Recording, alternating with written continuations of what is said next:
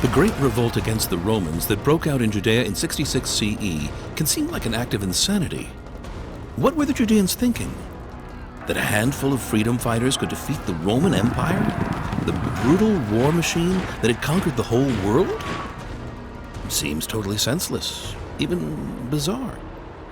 Let's go back 2,000 years to Judea under the Roman governors. For about 70 years, the Jews enjoyed relative freedom under a ruler from among their own people. Then, one fine morning, the Judeans awoke to a new reality. A harsh Roman governor controlled their land and property. This happened in the year 6 CE, when the Emperor Augustus decided to replace the Jewish government with a direct, tough Roman government that would fill his coffers. Even before the Roman governor reaches his magnificent palace in Caesarea, his officials set out to conduct a census. The officials go from house to house, registering every person and his possessions.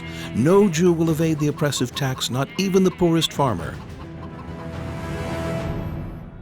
Imagine the little boy watching through the window as Roman soldiers beat his father, just because he couldn't pay the heavy tax. This is painful and humiliating, but much worse things happen too.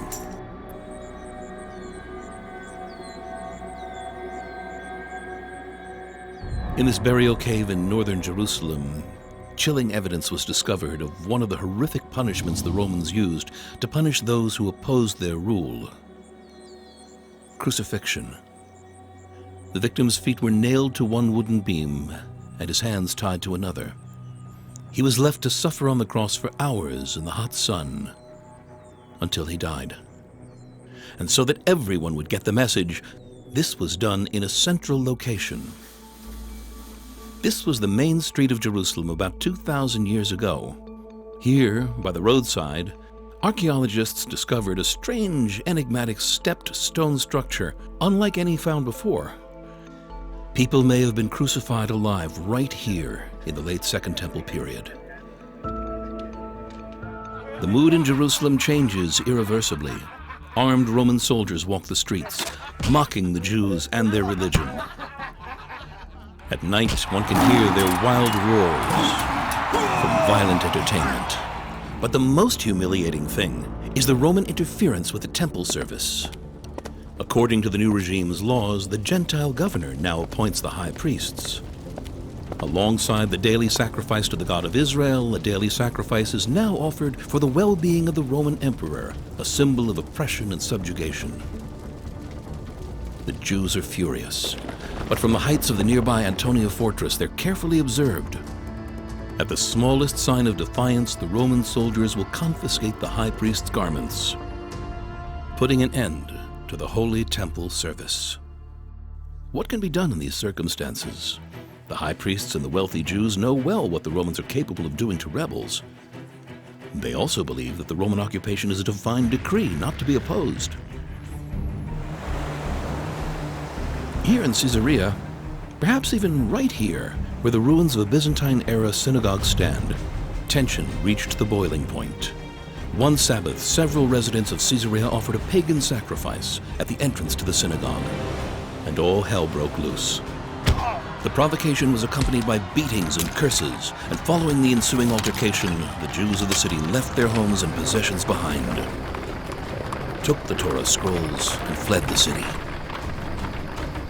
The Romans close in on the Jews from all sides, and with the appointment of new governors, the situation only grows worse.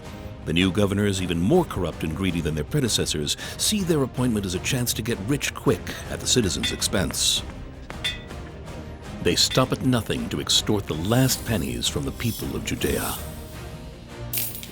The lives of the Jews under the Roman governors eventually become intolerable, truly hellish. And in such situations, it's hard to react reasonably. The voices of those who can no longer remain silent grow louder.